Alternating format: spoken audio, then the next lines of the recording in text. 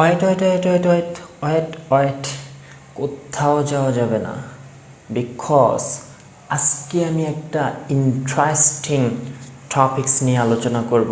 সেটা হলো কখন THE এর উচ্চারণ দি হয় এবং কখন THE এর উচ্চারণ দা হয়। এইটা নিয়ে কিন্তু আমাদের অনেকের মধ্যে কনফিউশন আছে। সো আজকে আমরা আমাদের এই ছোট্ট ভিডিওতে সেটা সমাধান খুঁজব। আশা করি সবাই সাথে থাকবেন। তাহলে চলুন আমরা শিখে ফেলি কখন THE এর উচ্চারণ দি হবে এবং কখন THE এর উচ্চারণ দা হবে। যদি এটা আমরা বুঝতে চাই তাহলে আমাদের অ্যালফাবেটের উপরে ধারণা রাখতে হবে। আর অ্যালফাবেট কয়টি? সরি, আসলে অ্যালফাবেট কয়টি না, অ্যালফাবেট একটি। অ্যালফাবেটের মধ্যে অ্যাকচুয়ালি 26টা লেটার আছে, মনে থাকে যেন। অনেকে কিন্তু আমরা এই ভুলটা করি যে অ্যালফাবেট 26টি।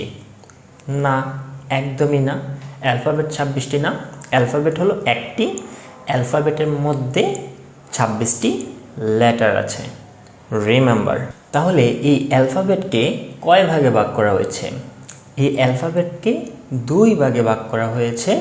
আমরা জানি ভাওয়েল এবং কনসোনেন্ট। ভাওয়েল কয়টি? 5টি। কি কি? A E I O U। আর বাকি হলো কনসোনেন্ট, তার মানে বাকি সবগুলো কনসোনেন্ট। ভাওয়েল হলো 5টি এবং কনসোনেন্ট হলো বাকি 21টি। সকলে মনে থাকবে তো? এবার আমরা একটু লক্ষ্য করি যে কখন THE এর উচ্চারণ দি হবে এবং কখন THE এর উচ্চারণ দা হবে। একটা কথা মনে রাখবা, মানে যে ওয়ার্ডটা ভাওয়েল দ্বারা শুরু হবে এবং তার আগে THE থাকবে তখন সেটার উচ্চারণ দি হবে। বুঝতে পারো না ব্যাপারটা? আর একটু ক্লিয়ার করতেছি।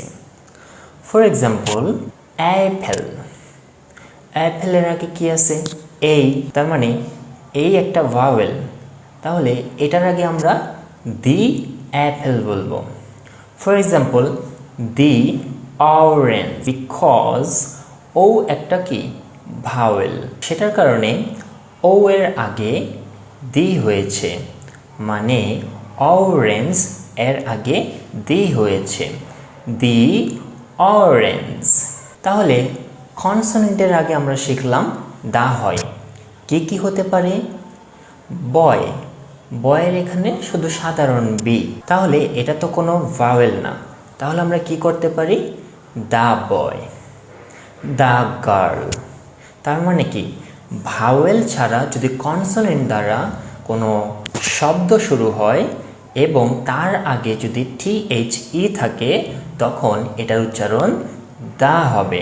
For example, the boy, the girl, the car.